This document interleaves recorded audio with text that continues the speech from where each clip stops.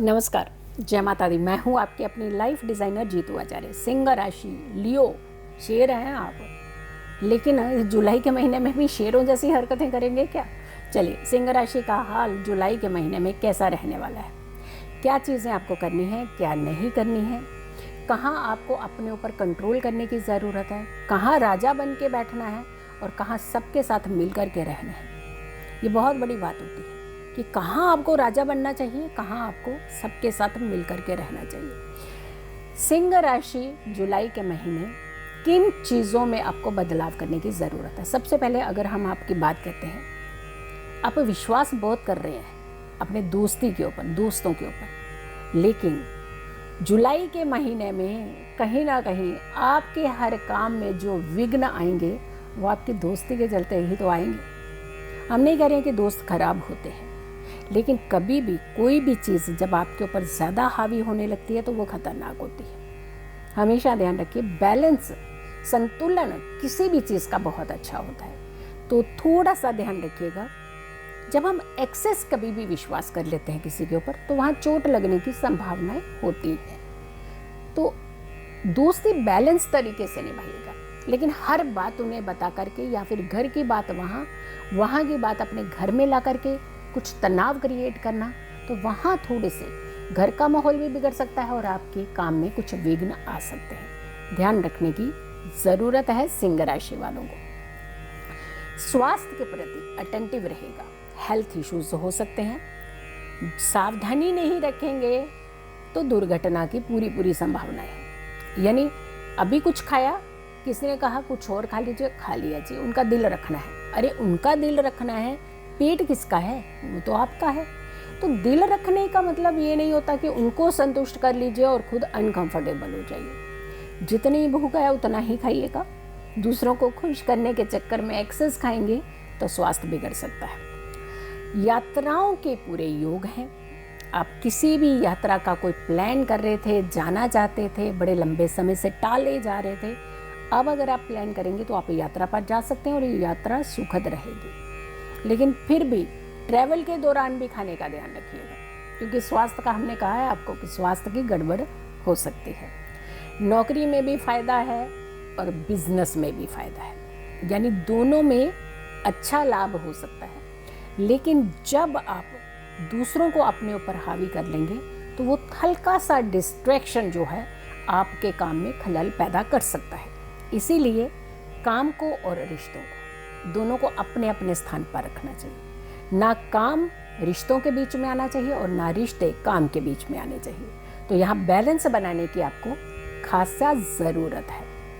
कोई भी आप निर्णय लेने वाले हैं, कोई बड़ा निर्णय लेने वाले हैं, कोई बड़ी डील, कोई आदान प्रदान, कोई फाइनेंशियल कंडीशन, कुछ भी किसी भी तरीके का, या किसी शादी को लेकर के, या बच्चों को कोई विदेश भेजने के लिए, या उनकी हायर एजुकेशन, कोई भी आप बड़ा निर्णय अगर लेने वाले हैं तो निर्णय ले सकते हैं। लेकिन बड़ों की अगर आप सलाह लेते हैं तो आपके लिए बेटर होगा।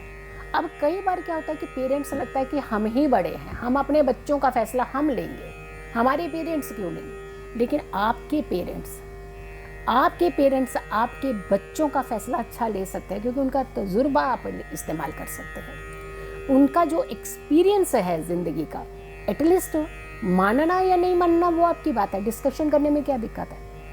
अगर आप डिस्कशन करें तो हो सकता है उसके अंदर आपको बहुत अच्छा पॉइंट मिल सकता हो। और संतान की तो आपकी संतान का भला होगा ना, उनको तो कुछ मिलने वाला नहीं है। उनको एक सेटिस्फेक्शन मिलनी है कि हमारे बच्चों के बच्चे कितने अच्छे से जी रहे हैं, कितना अच्छा जीवन व्यतीत कर रहे हैं। तो कहीं ना कहीं अगर आप थोड़ी सी उनकी सलाह ले लेते हैं तो आपके लिए बहुत अच्छा एक प्रबल योग बन रहा है आपके बच्चों की सक्सेसफुल होने का। यानी किसी भी कार्य को करेंगे तो सक्सेस हो जाएगी, उनको सक्सेस मिलेगी। धन खर्च ज़रा ध्यान से कीजिएगा इस पर। पूरे महीने में शुरू में ही सारा धन खर्च कर देंगे तो फिर आखिरी में क्या करेंगे आप? फिर उधार उठाएंगे, क्योंकि उधार की संभावनाएं बन रही है।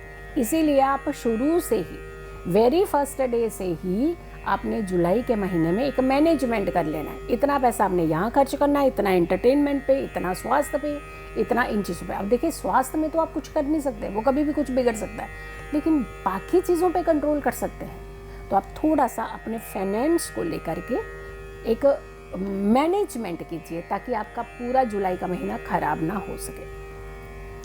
प्रेम के मामले में भी सामान्य रहने वाला है।